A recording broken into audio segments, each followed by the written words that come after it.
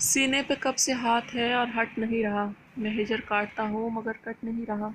اور گھر لوٹا تو اب اپنے کمرے میں ایک برسوں پرانی رکھی کتاب کی برگردانی کرتے ایک سوکھا گلاب کا پھول سبز آنکھوں کے سامنے جھلملایا تو آن ماہر خان نے پہلو میں اٹھتے درد کی انتہا کے باعث اپنے جبڑے بھیجے تھے۔ یہ کتاب آہان کی نہیں تھی، یہ پھول بھی اس کا نہیں تھا جس کا تھا اسی کے ہجر میں برسوں سلگ سلگ کر اب تو تڑپتے دل کے ساتھ جینا سیکھ ہی لیا تھا۔ اسے لگا تھا اس نے اپنی محبت کی جان اپنے ہاتھوں سے لے لی۔ وہ تو برسوں سے اس گرٹ میں جی رہا تھا، یہ تکلیف سے راتوں کو سونے کب دیتی تھی، مگر اب جب وہ سامنے آئی تھی تو دشمن کی بیٹی کے روپ میں، دشمن بھی وہ جس نے پورے خاندان کا شیرازہ بکھیرنے میں کوئی کسر نہیں چھوڑی تھی۔ صحیح کہا تھا ارشد نے، وہ اسے تکلیف پہنچانے ہی تو گیا تھا، مگر کیا ہوا کہ اس مقصد سے گیا تھا دشمن کے بقیے ادھیڑنے، مگر وہاں داخل ہوتے ہی ارادہ اچانک کیوں بدل لیا۔ اسے برسوں بعد اپنی نگاہوں کے سامنے ایسے پھر سے تکلیف پہنچا کر اسے مرتے دیکھ وہ ایک مرتبہ پھر پوری طرح بکھرا تھا۔ آہان کے کہنے پہ اسے ہاسپٹل سے ملحقہ ایک سیکرٹ بلیک روم میں رکھا ہوا تھا۔ دماغ پر پوری طرح بلینک ہو چکا تھا، جیسے سوچنے سمجھنے کی صلاحیتیں مفلوج ہو چکی تھی۔ وہ کوئٹہ جا کر وقتی طور پر یہ سب کچھ بھول گیا تھا، مگر اب لوٹ کر نئے سرے سے تکلیف اور درد جاگ اٹھا تھا۔ وہ محض ایک جان لیوا دشمن کی بیٹی ہے جسے تڑپا تڑپا کر مارنا اس کی زندگی کا سب سے بڑا مقصد تھا، تو وہ اپنے مقصد سے اپنے فرض سے پیچھے کیسے ہٹ سکتا تھا؟ مردہ محبت کے لاشیں اٹھا کر انہیں دل کے طاقچوں میں بند کر کے نہا خانوں میں گاڑ دینا تھا۔ اس سے دشمن کے پورے خاندان سے نفرت کرنی تھی، بس نفرت۔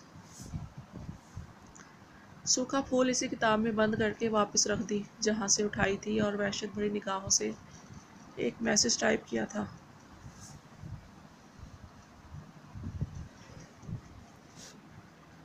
راؤ مینشن میں موت کا سا سناٹا چھایا ہوا تھا۔ سارا نے رو رو کر پورا مینشن سر پر اٹھایا ہوا تھا، بی پی تک شوٹ کر چکا تھا۔ حشمت راؤ خود جلتے توے پر بیٹھا تھا، مگر آصافری کا کوئی سراغ یا سرا ہاتھ نہیں لگ رہا تھا۔ اب بھی وہ اپنے آدمی پر چیخ چلا رہا تھا جب اس کا خاص آدمی افتاء و خیزاں وہاں بھاگا آیا۔ بڑے صاحب، وہ چھوٹی مالکن، اس کا سانس بری طرح پھیلا ہوا تھا، وہ بری طرح ہانپ رہا تھا۔ کیا بھونکو بھی کیا؟ چھوٹی مالکن، مطلب آصافری کا کچھ پتہ چلا ہے کیا؟ حشمت راؤ چلایا۔ جی بڑے صاحب، وہ باہر ایک گاڑی والے ایک پیکٹ پھینک کر گئے ہیں جس پر آپ کا نام لکھا ہے۔ کون سا؟ کدھر؟ حشمت راؤ چونکا۔ یہ ایک اور آدمی نے وہ پیکٹ لا کر حشمت راؤ کو تھمایا تھا، اور وہ اتنا پاگل نہیں تھا کہ سب کے سامنے وہ پیکٹ کھولتا۔ کیا دشمن؟ کیا پتا دشمن نے اس پیکٹ میں اس کا کچا چٹھا کھول کر بھجوایا ہو۔ حشمت راؤ تیزی سے اندر اپنے کمرے میں آیا تھا اور پیکٹ کھول کر دیکھا۔ سیکنڈ میں حشمت راؤ کا چہرہ خوف سے سفید پڑ گیا تھا۔ اس ساری ہلچل کی خبر بلند بخت اور سارا تک بھی پہنچی تھی، تبھی وہ ان کے پیچھے دیکھنے آئے تھے کہ آصافری کی کیا خبر آئی تھی۔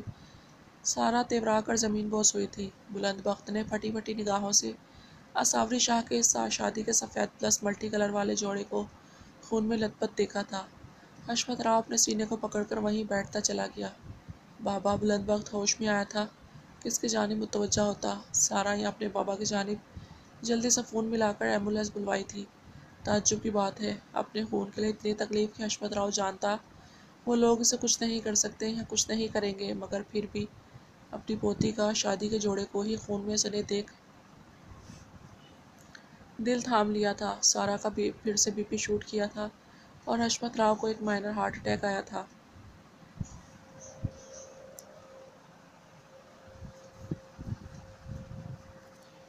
وہ بستر پر بیٹھی بل بل آنسو بہا رہی تھی۔ آج ایک ہفتہ ہو گیا تھا وہ یہاں قید تھی، بس کیبن میں سے کھانا پہنچ رہا تھا، اس تک نہ کوئی بندہ نہ پرندہ۔ پہلے 2-4 دن تو آصافری شاہ نے بڑے حوصلے سے یہاں گزارے تھے، مگر اب ہمت جواب دینے لگی تھی، زبان کو زنگ لگنے لگا تھا، کوئی بات تک کرنے کو میسر نہیں تھا۔ اب تو ڈر بھی لگنے لگا تھا، اگر وہ یہیں ایڑیاں رگڑ رگڑ کر مر جائے تو کون پوچھے گا؟ کوئی بھی تو نہیں تھا یہاں۔ علیزے نے بھی جا کر واپس خبر تک نہ لی تھی، 1-2 مرتبہ سانس بھی اکھڑ چکا تھا، اور اس صورتحال میں 2 خواجہ سر آتی اور اسے CPAP لگا دیتی۔ اب پھر اس کی طبیعت خراب ہونے لگی تھی۔ 4-5 دنوں کے بعد اس کا لباس تبدیل کروایا گیا تھا، اور اب وہ سادہ سے بلیک شلوار قمیض اور دوپٹے میں تھی۔ وہ بری طرح چونکی تھی، ہلکی سی گڑگڑاہٹ ہوئی تھی اور دیوار ہلی۔ اتنے دنوں بعد اس سکوبت خانے سے باہر نکلنے کا بلکہ ہلکا کا کوئی راستہ دکھائی دیا تو وہ یہاں سے باہر نکلنے کا موقع ہرگز نہیں گنوانا چاہتی تھی۔ تبھی وہ بغیر سوچے سمجھے اٹھی اور باہر کی جانب بھاگی تھی۔ اس کمرے سے نکل کر ابھی چند ہی قدم آگے بڑھی تھی جب کسی چٹان نما چیز سے ٹکرائی تھی اور نگاہوں کے سامنے چاند تارے ناچنے لگے تھے۔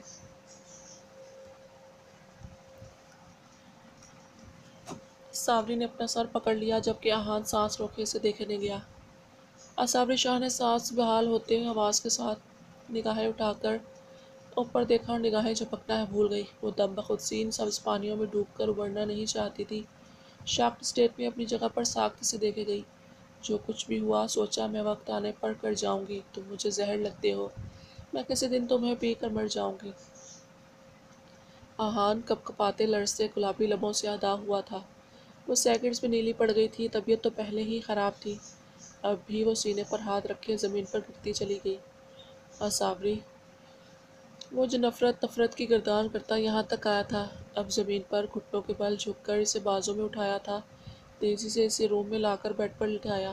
ساوری شاہ نے بے تحاشا تڑپتے بازو سے اس کی شرٹ مٹھیوں میں دبوچی تھی۔ تکلیف سے آنسو جاری ہو گئے تھے، آنکھوں سے مسلسل بھیگی نگاہیں آہان کی نگاہوں میں گاڑے ہوئے تھی، جو چہرے پر دنیا جہاں کی بے حسی اور سنجیدگی سجائے اس کی جانب دیکھنے سے پوری طرح گریز برتنے کی کوشش کر رہا تھا۔ آہان نے اس کے منہ پر آکسیجن ماسک لگانا چاہا، جو اس نے دوسرے ہاتھ سے جھٹک دیا۔ آہان نے غصے سے اس کی جانب دیکھا، جو تڑپ بھی رہی تھی اور اس سے مدد بھی لینا نہیں چاہتی تھی۔ آہان نے ایک مرتبہ پھر اس کے منہ پر آکسیجن ماسک لگانا چاہا، اس نے ایک مرتبہ پھر آہان کا ہاتھ جھٹکنا چاہا، جو کہ آہان نے اپنے ایک ہاتھ میں دبوچ لیا۔ آہان نے اس کے دونوں ہاتھ اپنے ایک ہاتھ میں دبوچ کر بے حال ہوتی ساوری شاہ کے منہ پر ماسک لگایا تھا۔ وہ گہرے گہرے سانس بھرنے لگی تھی۔ آہان جانتا تھا رونے سے اس کی طبیعت خراب ہو جایا کرتی تھی۔ وہ بار بار اپنی نگاہ کو بھٹکنے سے پوری طرح روکنے میں بری طرح ناکام ہو رہا تھا۔ تبھی بار بار گھما پھرا کر آنکھیں اس کی روشن چمکدار بڑی بڑی سیاہ آنکھوں میں جھانکنے لگتی۔ کچھ اس کے ہاتھوں میں جکڑے، ان گداز ہاتھوں کے لبس نے اس کی ریڑھ کی ہڈی میں سنسناہٹ پیدا کر رکھی تھی۔ ساوری بے تحاشا روتے اب خود کو حالات کے رحم و کرم پر چھوڑتی مزاحمت ترک کر گئی تھی۔ اس کی طبیعت کچھ بحال ہوئی تو آہان نے اس کے ہاتھ اپنے ہاتھوں سے کھینچ دیا اور خود بھی بیڈ سے اٹھ کر دور ہو گیا۔ وہ کافی دیر لمبے لمبے سانس کھینچتی رہی اور اس نے اس دوران ایک مرتبہ بھی آہان سے اپنی نگاہ نہیں ہٹائی تھی۔ آہان کی سبز آنکھوں میں خون اتر رہا تھا۔ وہ جو بھی یہاں ارادے باندھ کر آیا تھا سب بھر بھری ریت کی دیوار ثابت ہوئے تھے۔ بھلا ایک وجود کا عشق امرت بن کر جب رگوں میں خون کی صورت برسوں دوڑتا ہو، وہی عشق اب چند دنوں میں زہر کیسے بن سکتا تھا؟ اسے یہاں آنا ہی نہیں چاہیے تھا۔ ایک بار میری جان لے لو۔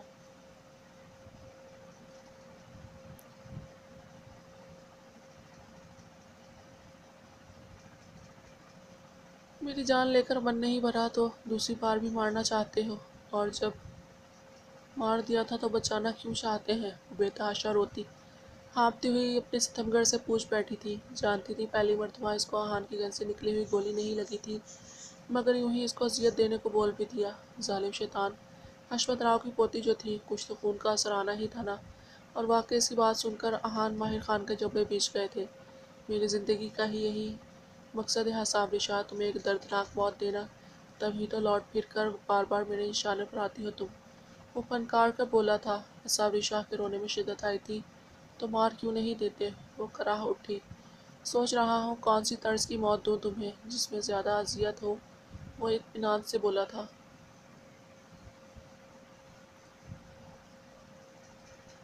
صحیح بولتے تھے بابا، ظالم ہو تم لوگ، دہشت گرد، قاتل، مجرم۔ وہ جھٹکے سے اٹھ بیٹھی اور ماسک اتار کر نیچے پھینکا تھا۔ آہان ایک ہی جست میں اس تک پہنچا تھا اور پیچھے سے اس کے بال مٹھی میں جکڑے تھے۔ ساوری نے سسکسی بھرتے اپنے دونوں ہاتھ سے اس کا بازو پکڑا تھا۔ پہلی بات، اپنے شیطان غلیظ دادا کا نام آج کے بعد میرے سامنے لینے کی جرات بھی مت کرنا ساوری شاہ، نہیں تو زبان کھینچ دوں گا میں تمہاری، کیونکہ آج کے بعد ان لوگوں سے اب تمہارا کوئی تعلق نہیں رہے گا۔ اور دوسری بات، منہ سنبھال کر بات کرو، کسی سڑک چھاپ سے بات نہیں، ڈی آئی جی ماہر خان سے بات کر رہی ہو تم۔ وہ دہاڑا تھا اور ساوری شاہ بھیگی پلکوں سے اسے دیکھے گئی۔ ابھی ابھی اس نے کہا کہ ساوری شاہ کا کسی سے کوئی تعلق نہیں رہے گا، اس کا کیا مطلب تھا؟ احان کی نگاہیں اس پر سے ہٹ نہیں رہی تھیں یا صابری کی آنکھوں میں آنسو رواں تھے۔ احان، مجھے جانے دے، وہ ملتجی لہجے میں بولی تھی۔ احان نے اپنے لب کچلے اور ایک جھٹکے سے اسے چھوڑ کر باہر نکلنے لگا۔ تبھی صابری شاہ تڑپ اٹھی تھی اور اس کی جانب بھاگی، بے تحاشا سہم کر احان کا بازو جکڑا تھا اس نے، ایک چھوٹی سی بچی کی طرح، جیسے وہ کسی تنہا مقام پر بے آسرا، بے یار و مددگار چھوڑ کر جا رہا ہو۔ احان، میں یہاں گھٹ گھٹ کر مر جاؤں گی، جانے دے مجھے خدا کے لیے، میں نے کیا بگاڑا ہے کسی کا؟ اگر کسی نے کچھ کیا ہے تو اس میں میرا کیا قصور؟ احان، میں مر جاؤں گی۔ وہ بے تحاشا روتے بیٹھتی چلی گئی اور اس کے پاؤں کو لپٹی تھی۔ احان کا دل کیا چیخ چیخ کر روئے۔ شدت ضبط سے اب تو کنپٹیاں پھٹنے کو تھی، مگر وہ اپنا پاؤں چھڑا کر وہاں سے نکلتا چلا گیا۔ صابری کی آہیں، سسکیاں اور چیخیں بڑی دیر تک وہاں کھڑا سنتا رہا۔ پھر وہ شاید بے ہوش ہوئی ہوگی، تبھی بالکل خاموشی چھا گئی۔ احان کا دل کانوں میں بجنے لگا۔ تبھی اس نے بنٹی کو اشارہ کیا تھا۔ وہ لوگ بھاگ کر اندر گئی تھی اور اسے سنبھالا تھا۔ وہ بوجھل دل کے ساتھ وہاں سے نکلا تھا۔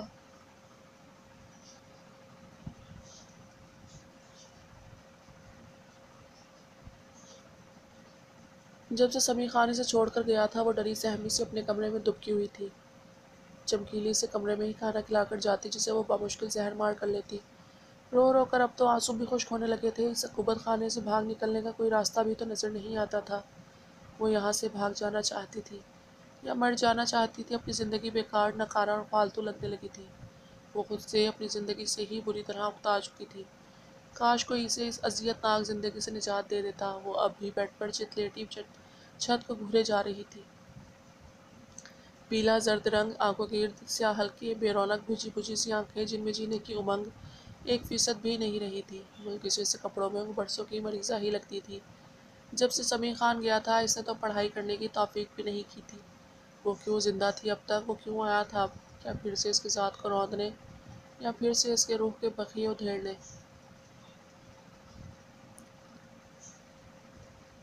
معجزہ سمیع خان کیوں ہے اس کی دسترس میں؟ میں اس درندے گھر میں کیوں ہوں؟ اور اگر اس نے پھر سے میرے ساتھ ان سوالات میں پھر سے دماغ میں کھلبلی مچائی تو وہ تڑپ کر اٹھ بیٹھی۔ اس آنکھوں میں وحشت سی تھی۔ اپنے بال مٹھیوں میں جکڑے وہ پاگلوں کی طرح ادھر ادھر دیکھ رہی تھی، جب نظر اسٹائلش سی بلیک رنگ سیلنگ والی چھت کے بلیک پنکھے پر پڑی۔ بیڈ سے نیچے اتر کر تیزی سے بیڈ شیٹ کھینچ کر چھوٹی ٹیبل بیڈ پر رکھ کر اس کے اوپر چڑھی، شیٹ پنکھے پر پھینکی، لرزتے کانپتے ہاتھوں سے شیٹ کو باندھ کر اب وہ اس کا پھندا بنا رہی تھی۔ جب کمرے کے باہر سے آتی ایک دھاڑ پر ایسے یوں لگا اس کی روح ویسے ہی پرواز کر جائے گی۔ وہ پوری کی پوری کانپ اٹھی تھی۔ معجزہ! وہ چلایا تھا۔ وہ اپنی زندگی کے جس بھیانک دور سے گزر رہی تھی، امن نے احتیاطاً ایک کیمرہ اس کے کمرے میں بھی لگوا دیا تھا، اور اب وہ ہاسپٹل سے آتے اس کی یہ کارروائیاں اپنے موبائل میں ملاحظہ کر رہا تھا۔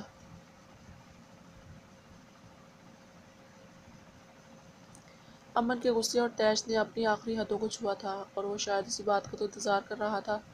تبھی تیزی سے اپارٹمنٹ میں داخل ہو کر اسے چلا کر پکار کر وارننگ دی تھی کہ وہ باز آ جائے۔ اب اس کا رخ اس کے کمرے کی جانب تھا۔ معجزہ نے حواس باختہ ہو کر ادھر ادھر دیکھا۔ ایک ہی جست میں ٹیبل سے نیچے اتر کر بیڈ سے نیچے اتری۔ اپنے کمرے کی جانب آتی قدموں کی دھمک سن کر وہ بے تحاشا روئی تھی۔ پھر تیزی سے واش روم کی جانب بھاگی۔ امن کمرے میں داخل ہوا تو اسے واش روم میں بند ہوتے دیکھا۔ امن نے تیزی سے اپنا ہاتھ بند ہوتے واش روم کے دروازے کے بیچ حائل کیا تھا۔ جب وہ اپنی طاقت لگا کر دروازہ کھول کر اس کے روبرو آیا تو معجزہ کی دلخراش چیخیں اپارٹمنٹ میں گونجی تھیں۔ امن نے اس کا بازو دبوچا اور اسے باہر لے کر آیا۔ کتنی کمال کی نفرت تھی اسے میری محبت سے شہزاد! اس نے اپنے ہاتھ جلا ڈالے مجھے اپنی لکیروں میں دیکھ کر۔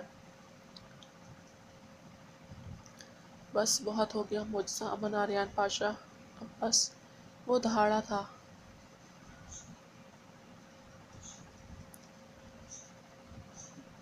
امن نے اسے بازو سے دبوچ کر کمرے کے بیچوں بیچ لا کر فرش پر پھینکا تھا۔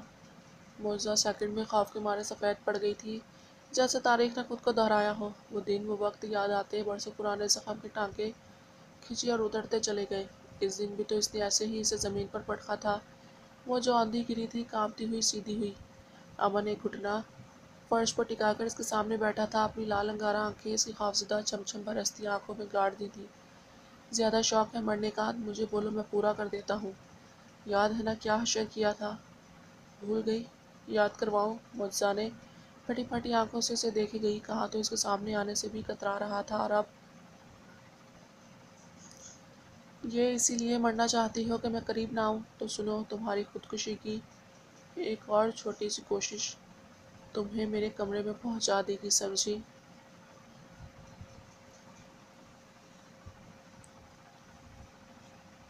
مرنا آسان لگتا ہے، بزدلی دکھانا آسان ہے۔ ہمت ہے تو سامنا کرو میرا، اور خود کو مجھ سے بچا کر رکھو، ڈیمٹ! وہ چلایا، اب غم و غصے، نفرت، شدید تیش و اشتعال میں اسے گھورتی۔ اپنی آنسو تو بھول ہی گئی تھی۔ کپ کپاتے نرم گداز لب کچھ کہنے کی چاہ میں پھڑپھڑائے۔ جاؤ یہاں سے!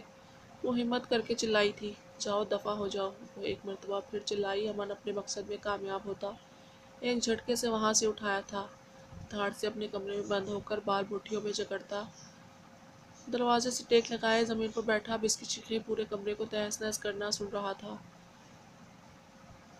مر جاؤ تم شیطان درندے، تم مرتے کیوں نہیں؟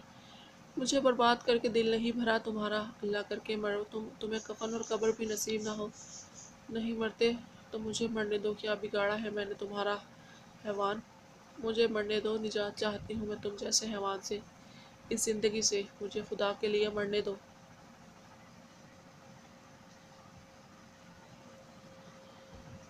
بابا بچاؤ مجھے! کدھر ہیں آپ بابا؟ وہ حلق کے بل چیخ چلا رہی تھی، اپنا غم و غصہ باہر نکال رہی تھی، پھوٹ پھوٹ کر رو رہی تھی، اسے کوسنے بد دعائیں دے رہی تھی۔ برسوں کی بھڑاس تھی۔ امن نے اسے وہ واقعہ یاد دلایا تھا، اور اپنی تمام تر جزیات سمیت یاد دلایا تھا، جسے بھولنے میں اس نے برسوں لگائے تھے۔ کتنی محنت کی تھی اس نے، خود پر زندگی تنگ کر لی تھی اس حادثے کو بھولنے میں۔ اس نے کیا کیا کیا تھا! ایک جھٹکے میں روح پر لگے زخم پھر سے ادھیڑ دیے تھے۔ امن وحشت زدہ سا اس کی چیخیں سنے گیا۔ اس کے بعد وہ کافی دیر تک چیخ چیخ کر روتی رہی، یا صرف اتنی ہی برداشت تھی؟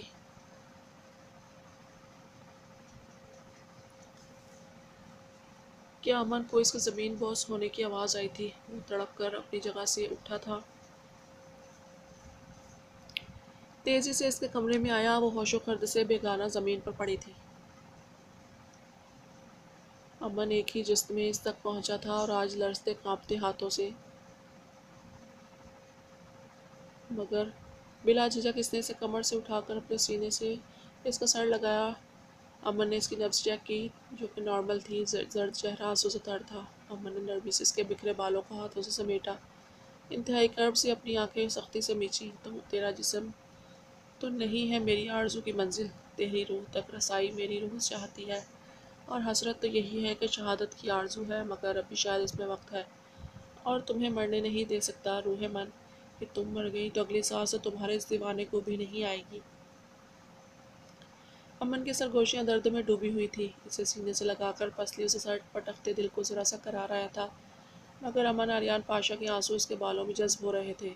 کاش وہ یہ درد کے ساز بھری سرگوشیاں سن پاتی، تو شاید اسے جان کر سکوت پر یا اس دیوانے پر کچھ ترس آ جاتا کہ وہ اس کی سچائی جاننے کی کوشش کرتی۔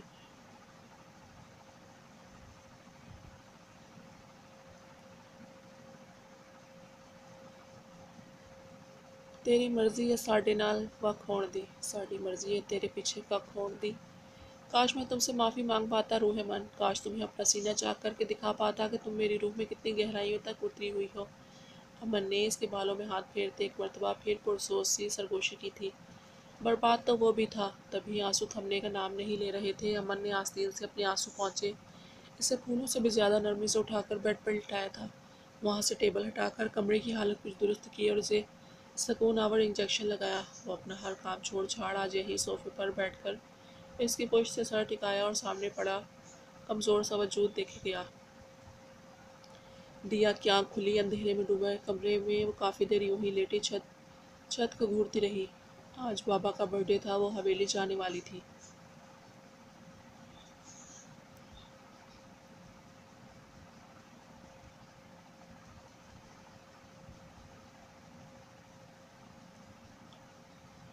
پھر کیا ہوا تھا، یاد آتے ہی وہ جھٹکے سے اٹھ بیٹھی۔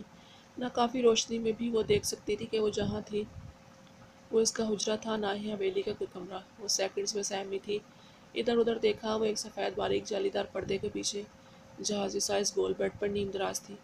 وہ بیڈ سے نیچے اترنے لگی، تب کانوں میں ایک سرسراتی بھاری گمبھیرتا سے بھرپور آواز سنائی دی، اور وہ اپنی جگہ پر جم سی گئی۔ آپ کے پاؤں بہت حسین ہیں جان من، انہیں زمین پر اتاریے گا مت، میلے ہو جائیں گی۔ ارشد نے اسے چھیڑا، مگر جانتا تھا اس ڈائیلاگ کی اسے خاک سمجھ آئی ہوگی، جسے اس شیطان نے اپنے مقاصد کے لیے دنیا اور دنیا داری سے کاٹ کر رکھ دیا تھا۔ جو سامنے صوفے پر بیٹھا کب سے اسے دیکھ رہا تھا، اس کی تمام حرکات کو سکناک دلچسپی سے آبزرو کر رہا تھا۔ بیڈ سے نیچے اترنے پر وہ بول بیٹھا، کون ہیں آپ؟ ہم کہاں ہیں؟ وہ سہمی ہوئی سے پوچھ بیٹھی۔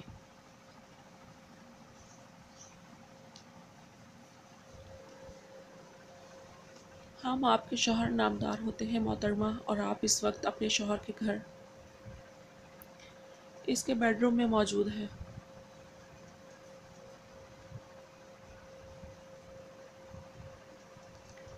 ارشد نے اسی کے طرز میں اطمینان سے جواب دیا۔ وہ بے تحاشا خوفزدہ ہوئی۔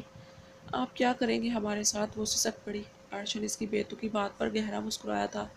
فی الحال تو کچھ نہیں میری جان، برسوں کے بعد ملی ہو، ابھی تو آنکھوں کو سیر ہونے کی باری ہے، دل کی من مرضیوں کی باری تو کافی بعد میں آئے گی۔ اس نے معائنہ خیزی سے کہتے اٹھ کر کھڑکی کے پردے پیچھے سرکائے تھے۔ آج برسوں کے بعد وہ کھل کر سانس لے پا رہا تھا، اور یہ سکون اس نے اپنے اندر تک اترتا محسوس کیا۔ ہمیں چھوڑ دیجیے، آپ کو خدا کا واسطہ، اس نے سہمی ہوئی سے سبز نگاہیں اٹھا کر اسے ملتجی لہجے میں کہا تھا۔ اس کی سسکی پر پل بھر میں ارشد کے لبوں پر مچلتی مسکراہٹ غائب ہوئی تھی، جس کی جگہ سنجیدگی نے لے لی تھی۔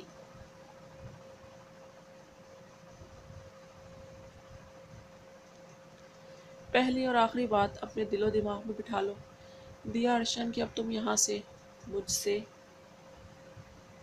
دور کہیں نہیں جاؤ گی، کہیں بھی نہیں۔